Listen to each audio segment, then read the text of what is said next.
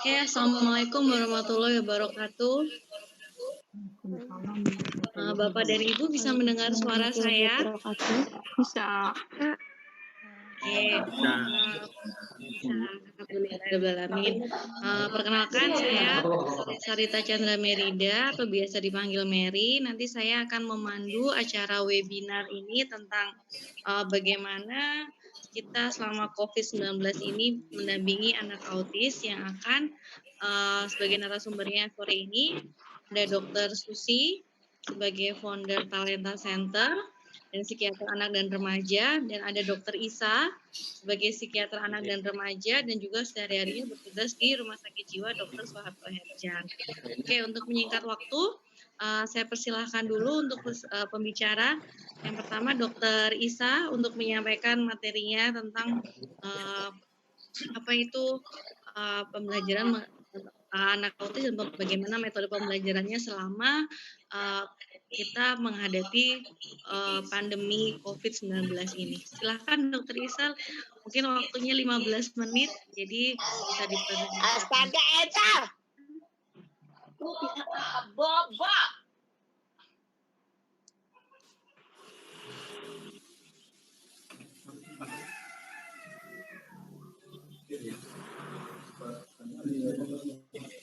Ya, oke. Dimulai aja ya. Ya, silakan. Terima kasih atas kesempatannya saya untuk berbagi pengalaman atau sharing tentang seri yang berjudul Bermain di Rumah Saat Pandemi COVID-19. Dia punya mama.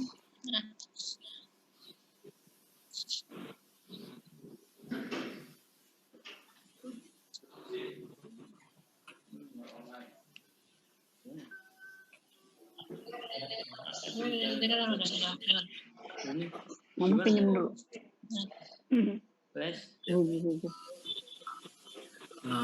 Untuk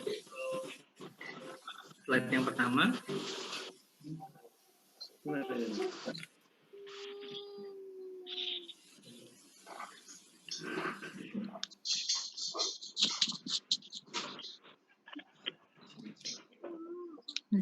Duduk situ.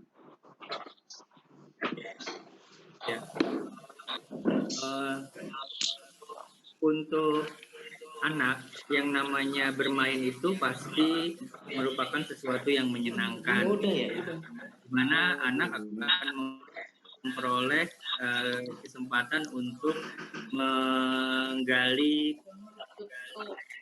kepandaiannya, di mana untuk manfaat bagi anak sebenarnya yang pertama adalah dapat mengembangkan potensi dalam internal bakat anak tersebut. Ya. Jadi sebagai prinsip dasar, dia bisa mengaktualisasikan potensi internal yang ada pada anak.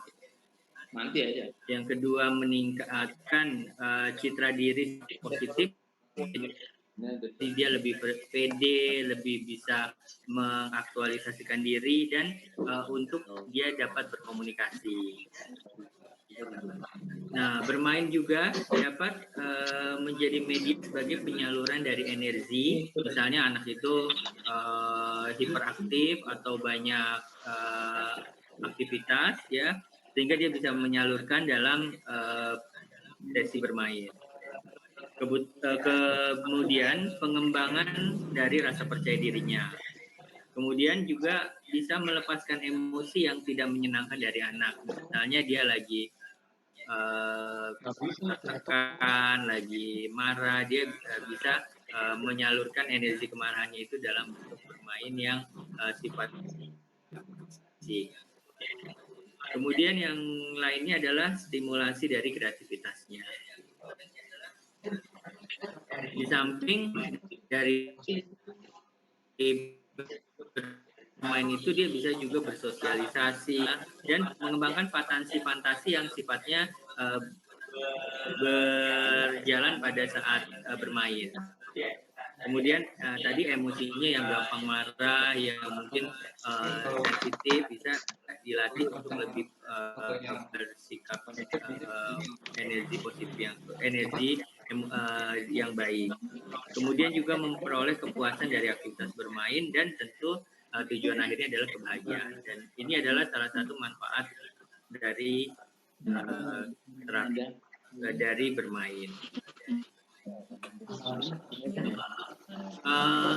Kalau kita berbicara tentang bermain dan aktivitas bermain, tentu kita harus bedakan dengan terapi bermain yang banyak kita jumpai di klinik-klinik, di sarana-sarana aktivitas buat bermain, ya, playground, kemudian ada lagi di sekolah, ya, jadi kelas-kelas khusus untuk terapi bermain. Nah, yang kita perlu bedakan adalah bermain di mana pada interaksi tersebut ada alat permainan. Jadi kalau bermain itu ada alat yang dimainkan yang dapat dilakukan secara sendiri atau nggak ada tujuan khusus. Jadi memang untuk dia menghabiskan waktu luangnya. Kemudian kalau terapi bermain ada alat permainannya, ada terapisnya. Jadi misalnya play terapis, ya. Kemudian ada juga tujuan khusus yang hendak dicapai dari terapi bermain. Jadi kalau terapi bermain adalah bentuk psikoterapi. Jadi bentuk aktivitas yang meningkatkan komunikasi antara kedua belah pihak, di mana ini merupakan terapi psikologis yang menggunakan berbagai perangkat alat permainan yang tentunya tujuannya khusus adalah pemulihan dan pengembangan kemampuan individu dari anak tersebut.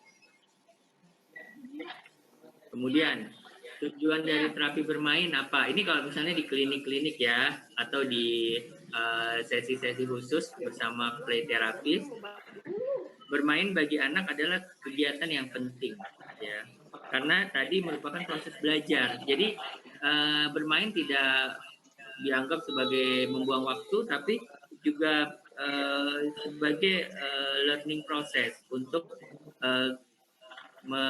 mengenali kehidupannya. Dia bisa tough, gitu, bisa mandiri, bisa hidup, ya. Kemudian dari terapi bermain ini akan menstimulasi berbagai tahapan-tahapan perkembangan yang ada pada anak tersebut. Misalnya dia mulai bisa berkomunikasi, dia mulai bisa memegang motorik geraknya, alat-alat mainan, dia mulai berpikir tentang pola-pola permainan, ya. Itu semuanya disesuaikan dengan tahapan-tahapan usia perkembangan. Nah, sedangkan bagi anak sendiri, kalau yang namanya terapi, yang namanya di klinik, ya, tentu ada proses yang hubungannya dengan terapisnya, dengan play terapis, ya, yang mana dia akan nanti mengeksplorasi perasaan anak itu, kemudian membantu mengatasi masalah yang dialami oleh anak. Misalnya dia ada pemulihan kondisi psikologis habis trauma, misalnya. Nah, ini yang kita biasa lakukan, misalnya anak-anak yang trauma karena ada wabah nih yang pada saat ini, misalnya COVID-19, ya. Tentu dia ada ngerasa takut, ngerasa ini apa sih, kok aku dilarang untuk berpergian, ya. Terus aku juga kok khawatir nanti takut ada sesuatu, ya. Terus juga mungkin frustasi karena selalu disuruh berada di rumah aja. Sehingga dengan proses terapi bermain ini, yang nanti prinsipnya adalah beraktivitas main, itu dia bisa mengatasi masalah tersebut. Jadi tekanan atau stres yang dia alami bisa mereda. Kemudian bagaimana orang tua bersikap nanti di dalam bermain tersebut, ya. Tentu dengan tadi kan anaknya misalnya autisme ya, dia interaksi sosialnya susah. Nah, ketika dia sedang di rumah untuk apa namanya tidak terkena infeksi atau wabah, ya dengan bermain ini akan mendekatkan pola asuh. Ya. Jadi mungkin orang tuanya yang sibuk, yang tadinya hanya ketemunya pagi atau sore karena sibuk bekerja, dia bisa membina pola asuh dengan apa mungkin mainan yang nggak mahal ya, mainan yang sederhana tradisional ya, dia bisa jadinya hangat ke anaknya. Terus karena waktu-waktu yang ditetapkan bisa lebih diatur ya, sehingga jadi konsisten dan jadi bisa berinteraksi antara jadi kontak sosial. Kadang-kadang anak autisme kan kontak sosialnya sulit ya. Dan ini dia untuk mengatasi ketakutannya, kekhawatirannya atau rasa-rasa tertekan, dia malah bisa jadi berinteraksi dengan orang tua sehingga dia merasa diperhatiin, merasa oh ya ada kelembutan, rasa sayang ya, sehingga dia nggak merasa takut lagi. Nah terus juga dia kadang kan bicaranya terlambat ya, jadi ya dengan sesi bermain ini kita bisa mengawasi dan bisa menilai sejauh mana komunikasi yang dikembangkan oleh anak tersebut terkait dengan kemampuan berbicaranya ya, yaitu dengan komunikasi dua arah, dan juga membantu untuk anak tersebut mencapai tugas-tugas perkembangan yang ditetapkan sesuai dengan umurnya gitu ya. Jadi membantu pola perkembangan anak. Jadi dengan ada bermain ini, selain tadi stimulasi, si anak itu juga bisa berkembang untuk tugas-tugas perkembangannya. Nah, yang nggak boleh justru di dalam bermain dengan anak, apalagi pada saat wabah seperti ini ya, jangan memanjakan ya. Jadi kita upayakan untuk menstimulus keingintahuan anaknya, kemudian bicaranya. Jadi jangan hanya TikTok yang hanya diam aja gitu ya, pasif ya, tapi ada interaksi. Jangan juga overprotective, jadi membatasi mainan anaknya, jadi terlalu dilindungi. Oh takutnya anaknya nanti luka, apa anaknya nanti kena cat atau misalnya jadi ada trauma gitu. Ini malah tidak mengembangkan sikap dari anak tersebut untuk mengembangkan dirinya. Kemudian juga nggak ada menghukum ya, jadi sifatnya semuanya bermain ya, jadi untuk mengasihkan, untuk menyenangkan, dan menuruti secara berlebihan nggak boleh. Jadi si anak tetap ada batasan-batasannya. Misalnya, oh mainannya tidak boleh ada batasan lingkupnya gitu ya. Jadi dia nggak boleh lewat dari garis yang sudah disepakati misalnya. Kemudian juga jangan juga memberi stimulus yang berlebihan.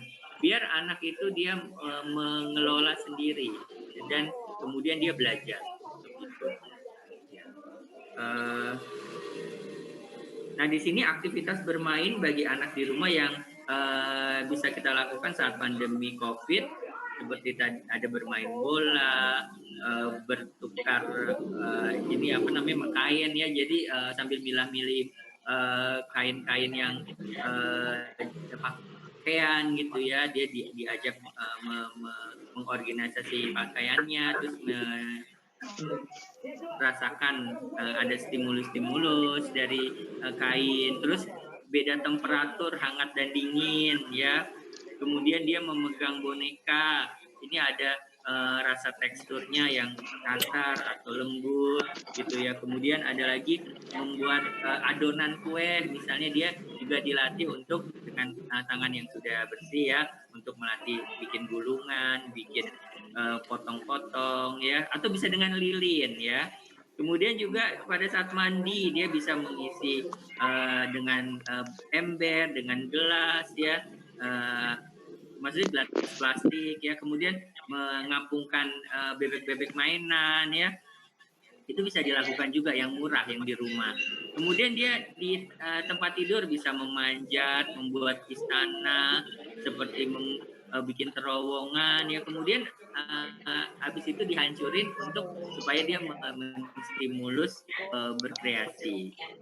Kemudian di cermin dia juga melihat ekspresi mukanya ya, bagaimana nih yang emosi, yang takut, dan diganti dengan yang sifatnya lebih baik gitu ya.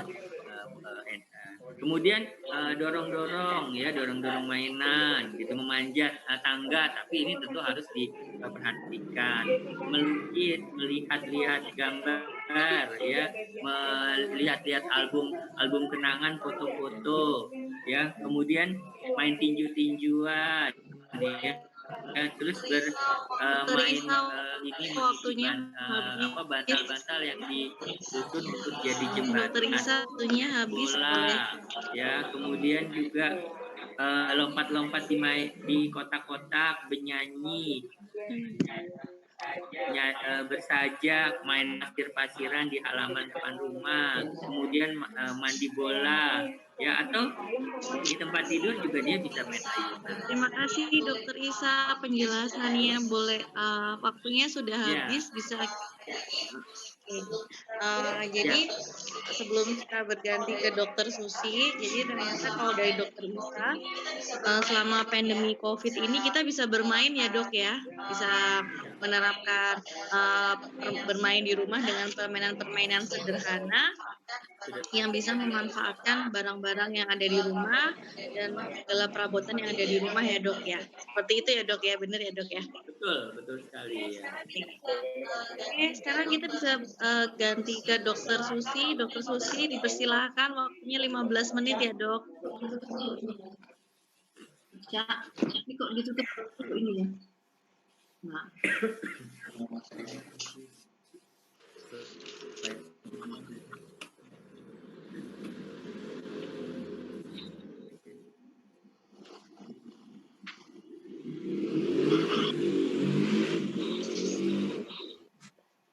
Assalamualaikum warahmatullahi wabarakatuh. Assalamualaikum warahmatullahi wabarakatuh. Jadi teman-teman ayah bunda, alhamdulillah kita ketemu ya di webinar dalam rangka hari autism. Jadi autism aware society. Ya, jadi pada sore ini ya, saya diberi kesempatan oleh moderator untuk menyampaikan tentang fun learning at home untuk autism. Ya. Nah, isi materi ada tentang bagaimana emosional anak dengan autism selama masa COVID-19 outbreak, kemudian kenali gaya belajar, dan kemudian bagaimana memberikan pemahaman tentang budaya bersih dan beri pemahaman tentang COVID tersebut. Nah, kita semua sudah tahu ya bahwa dampak dari COVID outbreak jadi menimbulkan ketakutan pada setiap orang. Begitu juga dengan individu dengan autism. Nah, kemudian kita harus memberikan juga sebetulnya adalah edukasi tentang COVID ini. Namun yang pertama kali sebelumnya adalah saya akan memaparkan tentang bagaimana sih emosi anak-anak dengan autism itu saat di rumah. Ya, karena mereka semua harus stay di rumah, ya, harus pembelajaran dari rumah, ya kan? Materi yang diberikan misalnya dia sekolah diberikan melalui Nah, inilah yang membuat anak-anak dengan autism itu kadang merasa bosan karena sepertinya dia tidak ada lagi suasana yang menyenangkan gitu. Akibatnya timbul gelisah, marah-marah, lalu ketakutan akan terjadi pada dirinya ya. Jadi ada anak-anak autisme yang high function akan dirasakan oleh mereka ya. Jadi untuk yang high function, jadi yang autisme yang dalam kelompok yang pinter lah ibaratnya itu, dan dia sadar bahwa bahaya yang akan terjadi ketika terjadi dan kemudian terjadi perubahan pola tidur, bahkan sulit tidur, lalu perubahan pola makan, dan Nah, yang terakhir adalah sulit konsentrasi. Nah, kita akan masuk sebetulnya ini adalah edukasi cara penularan COVID di individu autism. Jadi mereka harus dikasih tahu tentang bagaimana cara penularan COVID ini. Jadi kenapa sih mereka harus stay di rumah? Kenapa sih mereka harus pakai masker? Nah, harus dikasih tahu bahwa transmisinya ada dari manusia ke manusia lewat droplet, yaitu seperti ketika nafas, ketika batuk, bersin atau bicara. Lalu ketika dia kontak dengan orang dekat, misalnya menyentuh, bersalaman, mencium pipi. Nah, jadi dia yang tadinya memang suka mencium ibunya, nah itu harus dia dikurangi. Harusnya nggak boleh lagi gitu, pada saat ini tidak boleh. Kenapa tidak boleh? Karena dikarenakan akan ketika misalnya terinfeksi, jadi salah satu dari anggota keluarga atau anggota di rumah itu terinfeksi, maka akan berbahaya. Kemudian menyentuh benda yang sudah bermanfaat, hidung mata, lalu kemudian kontaminasi feses. Kemudian transmisi dari hewan ke manusia ada dari manusia ke hewan ada hewan yang terinfeksi COVID-19, tapi dari hewan ke manusia itu transmisi. Tapi sebaiknya anak-anak dilarang memegang hewan sering-sering ya. Jadi diharapkan kalau dia memang pegang hewan atau anjing, sebaiknya langsung cuci tangan. Nah, ini adalah kenapa dia mesti stay at home ya. Kemudian, nah kita harus kenal. Jadi selama di rumah, yang pertama kali kita harus kenal model belajar anak autisme. Yang pertama adalah anak autisme itu harus dengan meniru. Jadi meniru, jadi anak diberi contoh, lalu diberikan tirukan. Kemudian harus dua arah dan perlahan-lahan. Dan libatkan emosi kita. Jadi emosi senang kita tuh dilibatkan. Emosi bahagia dilibatkan. Jadi mengarahkannya dalam kedekatan emosional gitu. Sebenarnya maksudnya bukan dengan marah ya, tapi dengan emosi kita terasa. Lalu kemudian dibuat agar anak terkesan suasana alami, jadi tidak seperti sedang belajar. Jadi guru bukan memberikan worksheet yang banyak karena itu akan membosankan bagi anak. Kan mereka melakukan aktivitas tapi suasananya seperti suasana bermain, suasana seperti yang tadi suasana di rumah, tapi tentunya itu adalah sejenis dari pembelajaran atau terapi. Lalu kemudian beri reward, penghargaan, tepuk tangan. Kemudian ya karena sekarang kita nggak boleh cium-cium, jadi tangan, hore gitu kan. Lalu memberi aktivitas secara bertahap. Jadi pelan-pelan satu demi satu, jangan semuanya ya. Kemudian desensitisasi, terutama misalnya yang tidak, kalau dengar suara tidak bisa, jadi suara keras tidak bisa, dan lain-lain. Kemudian juga misalnya dia takut dengan misalnya kita berita, nah itu jadi dikasih paparan itu, misalnya dia takut dengan sampah geledek, misalnya geledek, suara-suara keras, perlahan-lahan dikasih dan kemudian diulang, itu namanya desensitisasi. Lalu dengan pengulangan berkali-kali, jadi berulang-ulang, ya jadi itulah model belajar anak autisme. Jadi harus dengan pengulangan. Kemudian gaya belajar mereka, kita harus tahukan gaya belajar. Nah, apa sih sebenarnya yang dimaksud dengan gaya belajar? Gaya belajar adalah olah, mengingat, dan menyampaikan serta menerapkan informasi yang datang. Nah, kemudian terjadilah kemampuan, jadi setiap anak dengan autisme ya tergantung kemampuannya, kemampuan mereka dalam dan nah disinilah peran orang tua yang harus mengenali gaya belajar yang disukai oleh anak-anak ya, oleh anak-anak. Nah, apa sih gaya belajar anak? Yang pertama adalah visual, kemudian auditory, yang ketiga adalah estetik. Nah, pertama dengan apa yang dimaksud dengan gaya belajar visual. Nah, ini yang memang yang paling sering sekali terjadi pada yang terjadi pada anak-anak autisme, yang dipakai untuk anak autisme. Nah, gaya belajar visual ini dikandung oleh maksudnya pertama adalah belajar mereka itu mengutamakan ketajaman dalam penglihatan. Jadi mereka mengutamakan penglihatan. Yang kedua adalah kepekaan yang kuat terhadap warna. Kemudian yang ketiga, dia sulit untuk berdialog secara langsung karena dia sangat visual.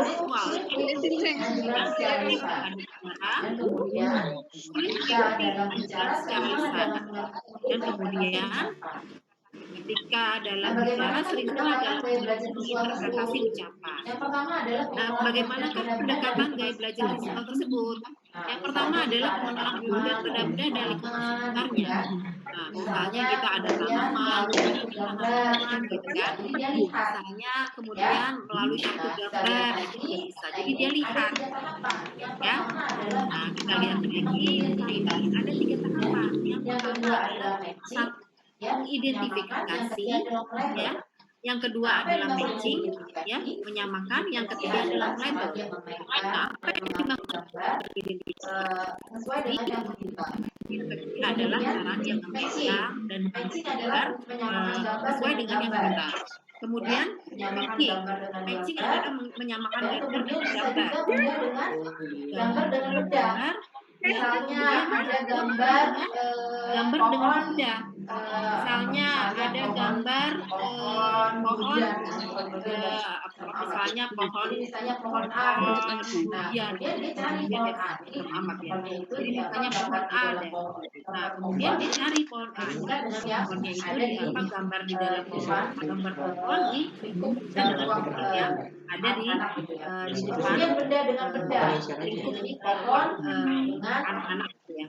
Kemudian benda dengan benda. Jadi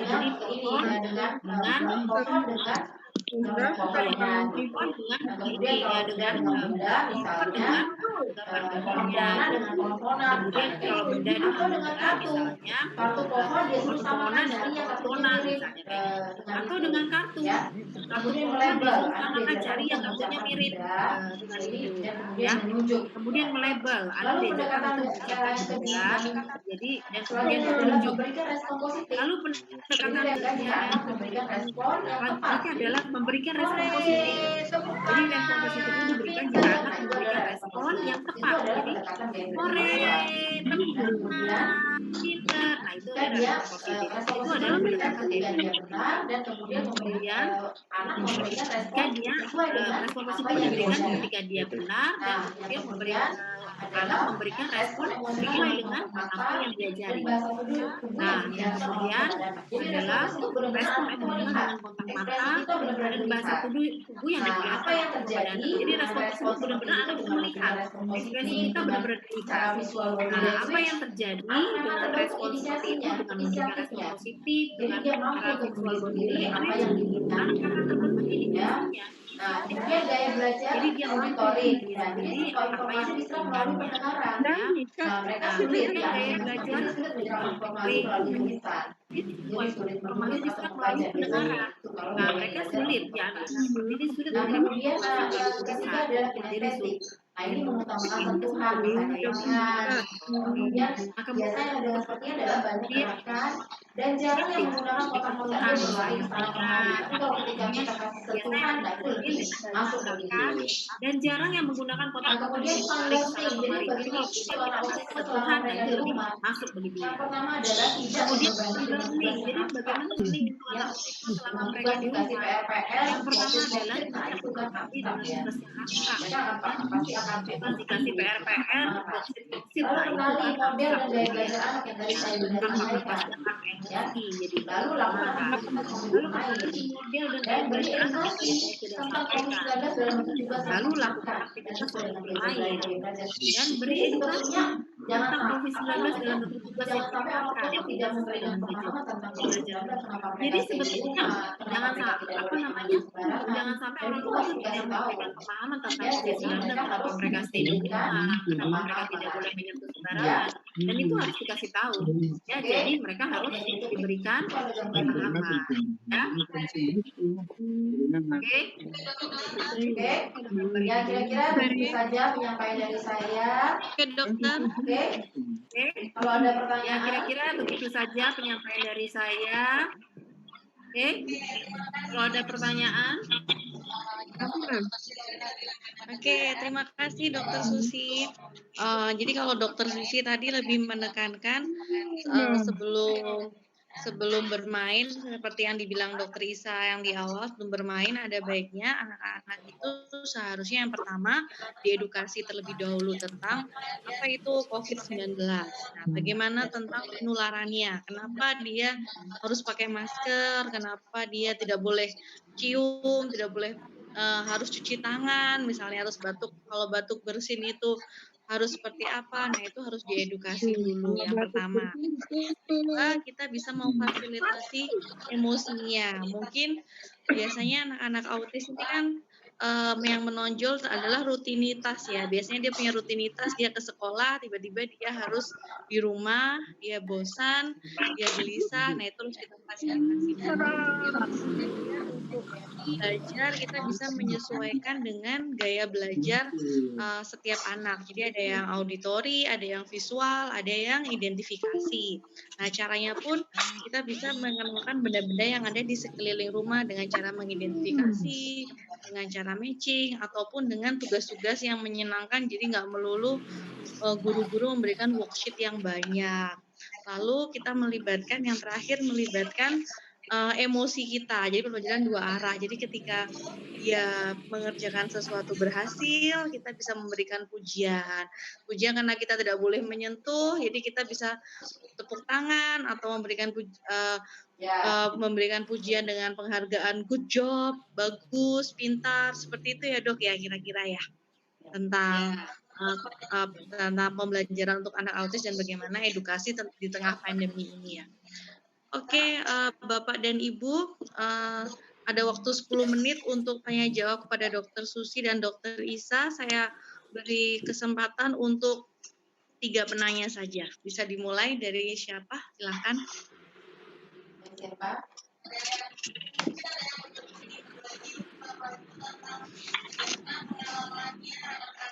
Ada yang mungkin ada yang ingin berbagi Bapak Ibu tentang bagaimana pengalamannya anak-anak selama di rumah, selama learning at home di rumah.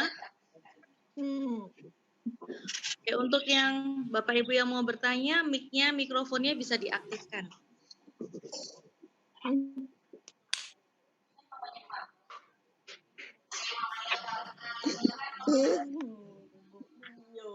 Ibu, saya mamanya Farhan. Oke, mamanya Farhan. Silakan Mama. Farhan itu umurnya sudah sekitar anak 20 ya. Hitungannya anak kuliahan ya. Farhan anak kuliah ya Pak Mama ya. Ya, saya mau nanya, ini kan selama dia libur itu sistem tidurnya itu loh berubah. Jadi jadinya sekitar jam 12, jam 1, jam 2 baru tidur. Nah, sementara waktu dia yang lainnya itu dia main laptop, ngerjain PR, ngerjain semualah yang dikasih sama dosennya. Nah, ya satu. Terus kalau misal waktu tidurnya itu suruh cepat, dia cenderung marah karena dia bilang ini kan aku udah belajar Mama, kenapa mesti harus tidur cepat, sementara waktunya waktu libur waktu ngerjain PR-nya kan sudah dari pagi sampai dengan malam, sekitar jam 7-8 sudah selesai. Nah, jadi waktu dia untuk main laptop selebihnya lah kira-kira gitu. Itu gimana cara mengubah pola tidurnya kembali gitu. Terima kasih Bu Farhan. Ini masalahnya ini ya Mah ya. Jadi dia Farhan ini kayaknya di LKP Talenta Center ya Mah ya. Iya. Jadi biasanya dia kuliah, dia punya rutinitas, dia punya penyaluran energi di kuliah. Sekarang karena dia udah merasa ngerjain tugasnya semua, jadi tidurnya cepet, dia malah marah ya Mah ya. Iya, karena kan aku udah selesai, waktu aku main kapan Mah? Nah gitu. Oke. Jadi cenderung suka emosinya suka kadang-kadang nggak stabil, kadang-kadang sih kalau memang lagi mau ya tidur, cuman kadang-kadang sampai jam 3, jam 4 baru tidur. Kadang terus sampai jam 3, jam 4 baru tidur ya Mah ya. Iya, enggak, lagi pula adiknya juga libur kan, sama-sama kan, yang adiknya SMA. Enggak, sama-sama tidurnya jam segitu. Saya juga bingung ini. Pas dia tidurnya jam 4, kadang-kadang jam 5 mau azan udah si adik udah langsung sholat, langsung tidur lagi. Dan aduh pakai ubah nih pola tidurnya gitu. Makasih Bu. Oke. Oke, mungkin bisa dijawab dulu Dokter Isa atau Dokter Susi karena mengingat waktu. Dokter saya dulu ya. Jadi mama gini, Ya, jadi itu kan sebetulnya sebentar dia ya sudah Dokter Isa. terbiasa ya, terbiasa dia aktivitas. Dokter saya dulu ya. Kemudian dia Jadi capek. mama Nah, gini, kurang capek. jadi itu kan Jadi sebetulnya sebaiknya dia sudah terbiasa ya, kebiasaan dia aktivitas, sehingga dia capek. Nah, sekarang dia kurang capek. Jadi sebaiknya ya, jadi sebaiknya itu olahraga lari-lari, Farhan itu jogging gitu diberikan kan. kegiatan yang Kemudian memang sore juga seperti itu, membutuhkan dikasih fisik. lari-lari kan. Ya, jadi Juga jam 3 misalnya sore lari-lari, gitu. jogging gitu kan. Nah, kemudian sore juga seperti itu, dikasih lari-lari kan dianjurkan juga jam 3 sore boleh berjemur ya beristirahat itu. Mereka ya biar suruh aja dia jogging, komplek, yang penting sendiri kan tidak rame. Jadi itu dikasih aktivitas seperti itu. Biar pola tidurnya akan kembali lagi seperti semula. Jadi Nah, seperti jadi itu. Jadi ini adalah Farhan itu aktivitas yang sebenarnya kurang. ya, Jadi nanti sehingga kalau dia kita tidak sendiri lelah. gitu. Si dokter Isa ada Iya. tambahan capek ya? Iya. Ini adalah aktivitas yang berkurang. Jadi sehingga dia tidak lelah. Mungkin dokter itu Oh, dia harus capek ya? Iya, harus capek. Iya. Iya, Dok.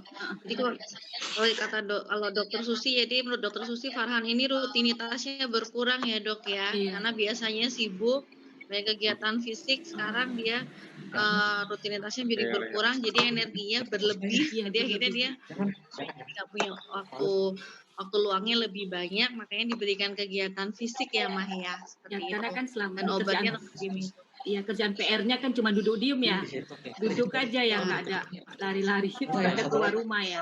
Iya ya, mungkin saya coba Iya. deh. Oke. Makasih Bu. Oh, iya sama-sama Mama. Kalau dari Dokter Isa mungkin ada tambahan tentang bagaimana misalnya anak autis yang seperti Farhan ini, jadi pola tidurnya berubah karena energinya ternyata berlebih karena dia rutinitasnya berkurang. Gimana, Dok? Ya, terkait dengan aktivitas bermain ya, kita sebaiknya untuk anak-anak yang pola tidurnya berubah, untuk malamnya itu dia tidak lagi dipaparkan sama mainan-mainan yang ada layar cahayanya, itu membuat dia semakin nggak tidur. Jadi untuk malam lebih banyak bermain di kasur gitu ya, atau sesuatu yang ada top lebih empuk gitu, jadi dia lebih bisa kita alihkan ke aktivitas-aktivitas yang enggak terlalu banyak bergerak gitu, karena biasanya itu lampu yang dari laptop atau dari permainan digital di telepon pintar gitu ya, malah dia matanya jadi segar lagi, sehingga akhirnya aktivitasnya terus-terusan banyak gitu, jadi dia nggak bisa diem gitu. Nah, kemudian juga mulai kita lihat siklus tidurnya, dia ada bobok siang nggak, tidur siang ya, itu juga kadang bisa membuat pola tidurnya jadi berubah gitu, jadi di malamnya yang harusnya waktunya tidur dia masih energinya banyak, jadi itu juga perlu diperhatikan. Sama makanan yang bisa meningkatkan aktifnya, misalnya coklat, gula gitu ya, terus makanan yang mengandung banyak tepung gitu ya, pada saat malam-malam gitu ya, dia roti misalnya gitu, dia malah akhirnya jadi energinya jadi banyak gitu, jadi malah dia nggak tidur, jadi seperti itu. Maaf dokter, itu Farhannya udah diet dokter, dia udah nggak pernah makan gula, udah diet ya? Ya udah diet udah hampir setahun deh masalah saya. Nah terus dia nggak pernah tidur siang. Terus kalau misalnya kita suruh berhenti laptop, dia main HP. Saya juga bingung. Itu yang harus nah itu dia. Padahal lampu udah dimatiin, lampu kamar. Lampu kamar udah dimatiin supaya gimana dia tidur gitu. Tapi tetap udah sebentar aja, mah dikit aja gitu mainnya. Gitu. Tapi ujung-ujungnya jam 1, jam 2, baru tidur jam 3 baru tidur. Gitu lah mungkin juga sih. Ya. Aktivitas mainnya juga mungkin yang seperti cilukba gitu ya. Terus apa namanya yang dia hanya aktivitasnya yang supaya kontak matanya bisa terus terjalin gitu ya di dalam kamar gitu ya, itu lebih yang diutamakan ya. Tadi kalau misalnya dia udah makan udah diet ya, ya kita juga perlu tentukan mainan apa kira-kira yang pada saat malam gitu ya, misalnya ayunan ya, mungkin dengan gerakan yang lambat gitu ya, menyusun bantal untuk dijadikan misalnya goa gitu, atau dijadikan bangunan istana gitu ya. Dan kita juga harus ikut terlibat gitu dalam permainan itu, sehingga dia merasa ada yang memperhatikan. Terus juga dipeluk ya, pelukan, jadi terapi pelukan. Jadi ketika dia berhasil membuat bangunan istana misalnya ya, atau misalnya tumpukan seperti gunung gitu ya, dia dikasih pelukan atau dikasih jempol gitu ya. Jadi itu juga bisa mengalihkan dari perhatian dia yang sering teralih. Langsung daftar dulu kali ya, daftar. Itu udah besar dokter, dia kalau di permainan begitu-begitu suka nggak mau. Dia udah umur 20 dan permainannya juga model kayak permainan anak-anak sekarang yang game online ataupun main dengar musik di bagian HP aja gitu, diputar HP aja atau laptop. Oke, jadi memang udah remaja ya. Udah remaja. Jadi kalau permainan-permainan begitu nggak bakal mau. Oh iya, berarti sudah usianya ya.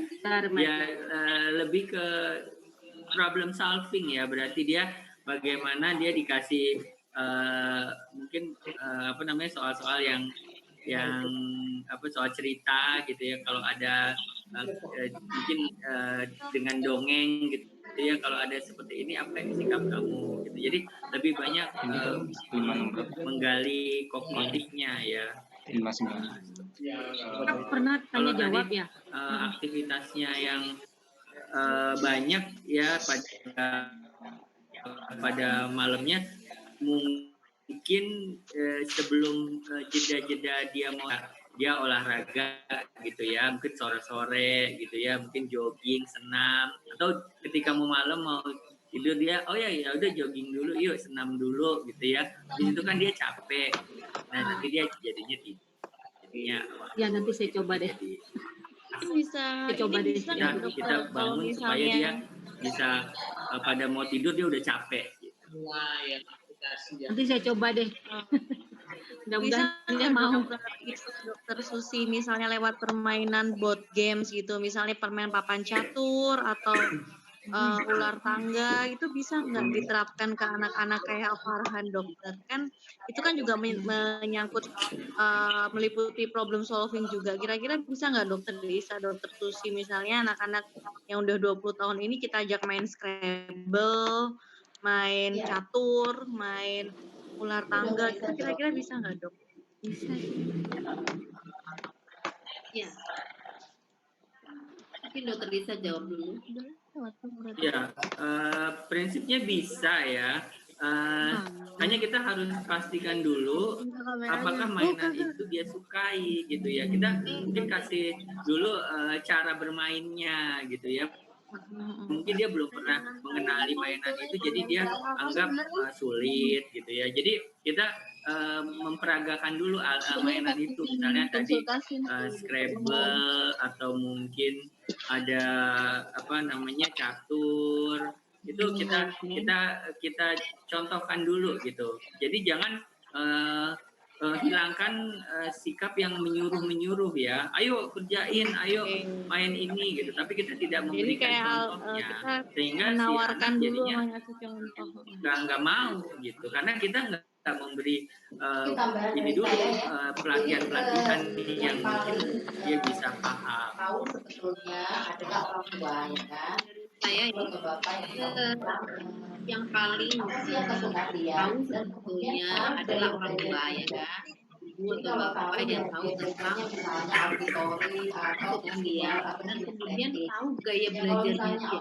Ya, jadi kalau tahu gaya belajarnya misalnya visual atau ya kalau misalnya auditory memang dia visual. Nah kemungkinan dia senang HP ya kemudian makanya dia sering buka HP, sering buka laptop, akhirnya udah tidur. Kan? Makin sebenarnya makin stres itu makanya dan kemudian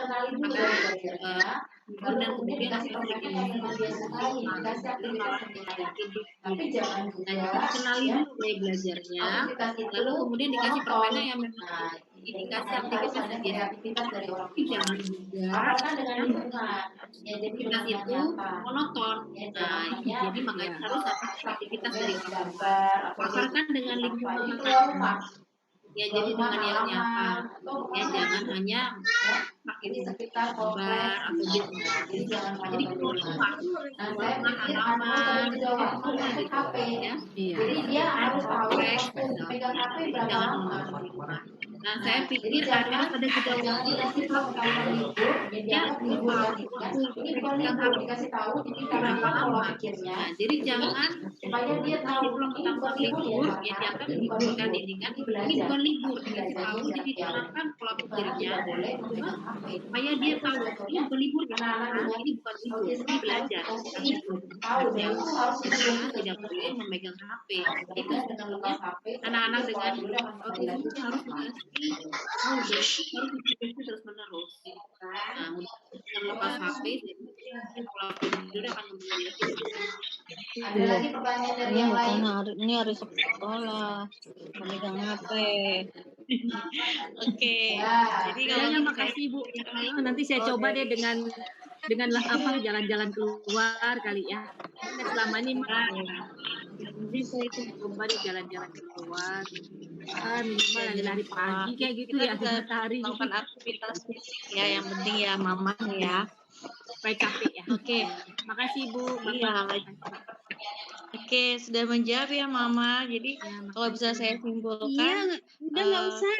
Dari pertanyaannya Mama yang Farhan tadi adalah kalau dari Dokter Isa, permainan-permainan itu sesuaikan dengan kebutuhannya anak. Jadi jangan menyuruh, dan kalau anaknya nggak suka, ya kita kan nggak bisa memaksa atau tetapi dengan diskusi. Jadi sesuaikan dengan gaya belajarnya anak. Jadi misalnya ternyata emang anak itu suka bermain handphone, ya berapa lama kita kasih batas berapa lama bisa main handphone, dan kita bisa memberikan edukasi bahwa ini bukan liburan, tapi kita sekolah, tapi sekolah jarak jauh, dan kita bisa mengganti aktivitas itu dengan aktivitas fisik, ya misalnya olahraga, berjalan-jalan di sekitar rumah. Nah, seperti itu. Oke.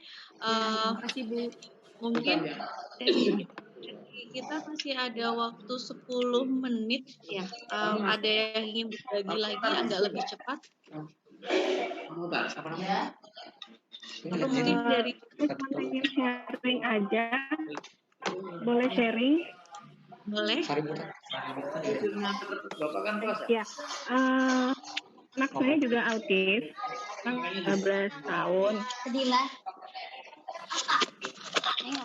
Ya, saya cuma sharing aja.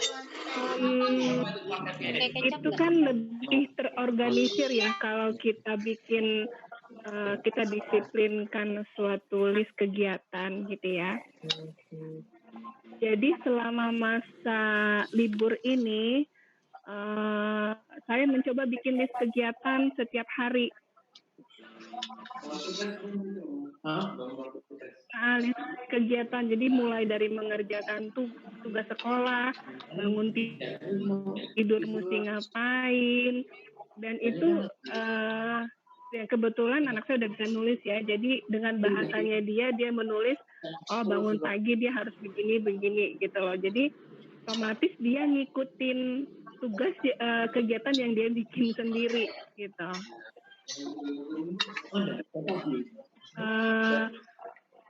Dan biasanya dan itu alhamdulillah diikutin oleh dia. begitu pada saat mulai mengerjakan tugas sekolah, baru dia manggil saya untuk ngerjain bareng. Jadi kita memang memberikan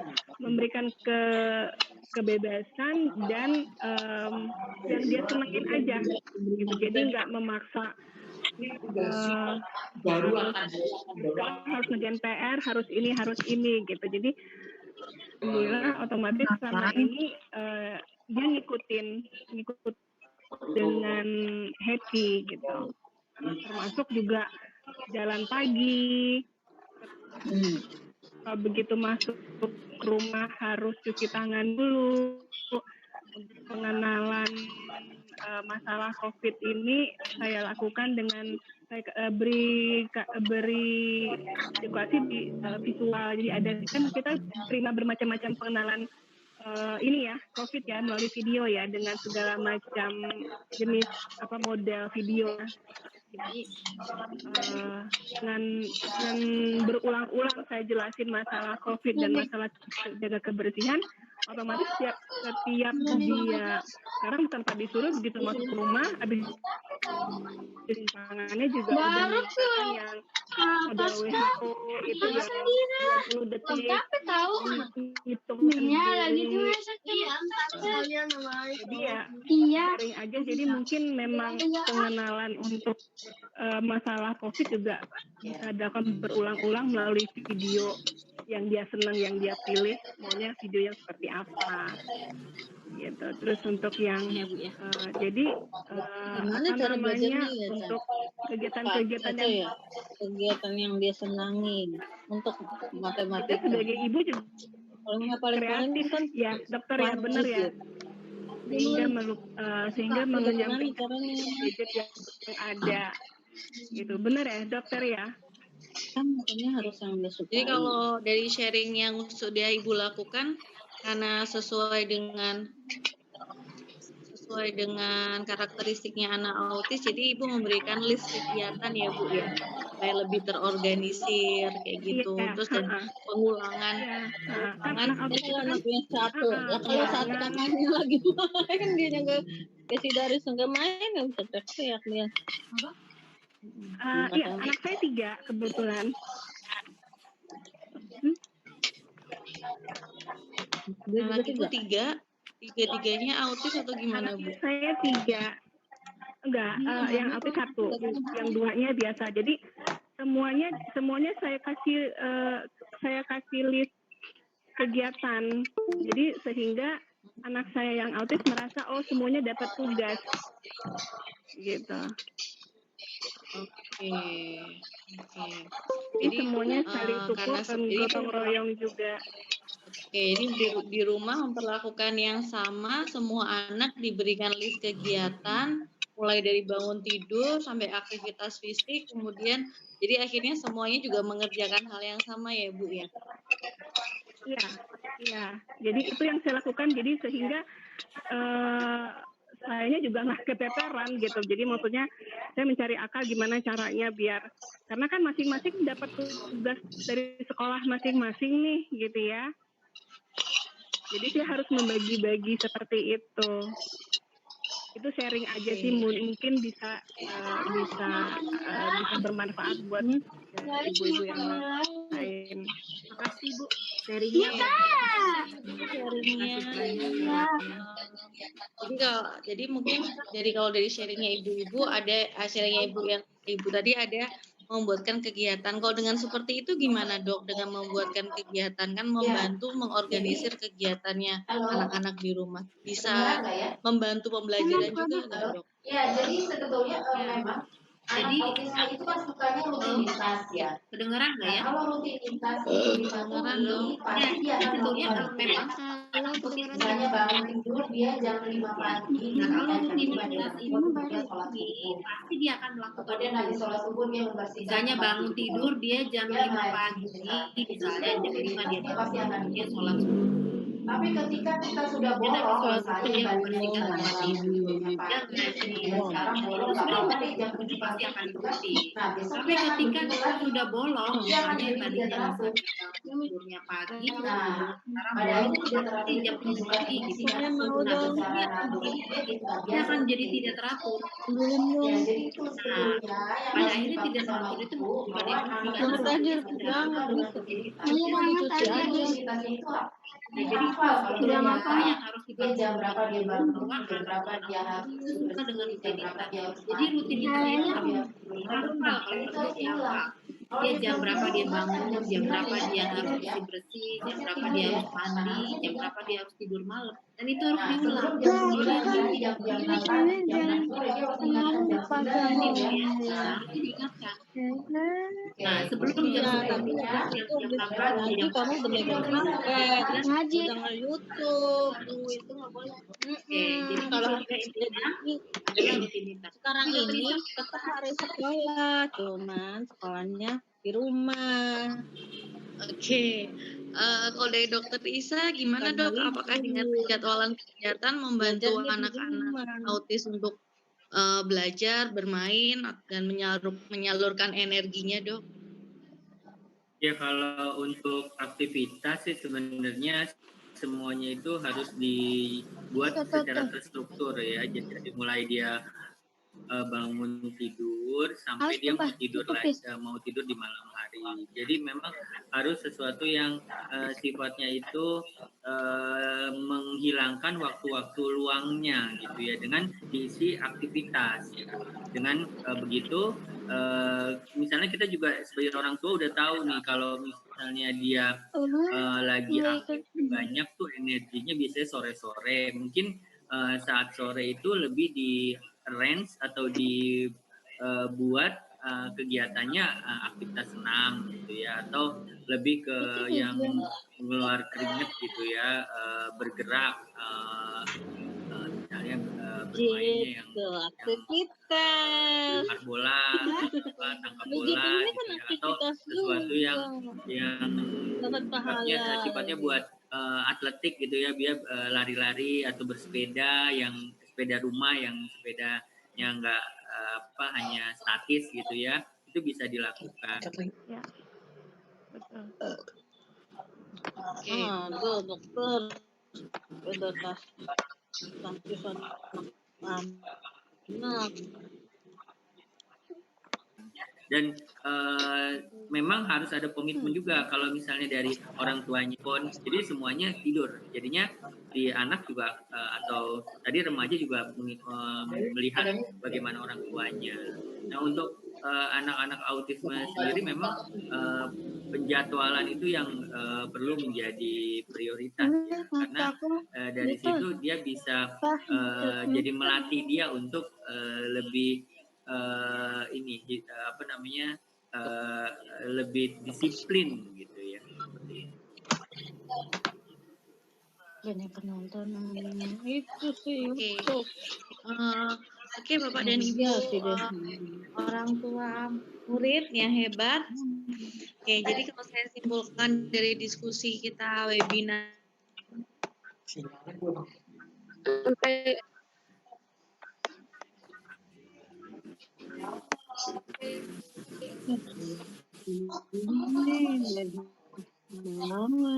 putus-putus.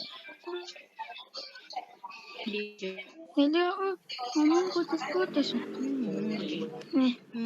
tadi? Saya ulang lagi ya Ibu dan Ibu. Jadi kalau saya simpulkan dari materi webinar online hari ini dan diskusi kita hari ini, selama di rumah kita bisa menyalurkan energi anak-anak kita lewat bermain. Oke, dan bermain itu kita bisa menyesuaikan dengan kebutuhan anak-anak. Nah, yang disukai dia apa? Ya, terus kita harus terlibat penuh itu kita harus ikut bermain, kemudian kita mencontohkan sehingga anak-anak itu bisa melihat kemudian menirukan. Terus kemudian yang kedua yang disampaikan Dokter Susi, kita bisa menyesuaikan gaya belajar Kamu anak makan dan mie juga dulu ya. bagaimana komunikasi Kemarin kan anak udah makan sesuai sih. dengan gaya belajar yang dia punya, 2 entah hari itu Om. dia visual, audisi, atau kinestetik. Enggak. Nah, kita pun Iya. seperti anaknya Ya harus ada interaksi di dalamnya. Nah, di dalamnya itu adalah misalnya si anak ini bisa melakukan tugasnya, kita bisa memberikan pujian, kita bisa memberikan reward, hadiah. Hadiah itu misalnya memberikan aktivitas yang dia senangi. Misalnya bermain ini, dia bermain handphone dengan tambahan berapa menit misalnya. Jadi hadiah itu tidak harus yang mahal, tapi bisa menggantikan dengan kesukaannya dia. Gitu. Dan kita dalam belajar dan memberikan edukasi harus dilakukan pengulangan berulang kali sesuai dengan ciri khas anak-anak autis.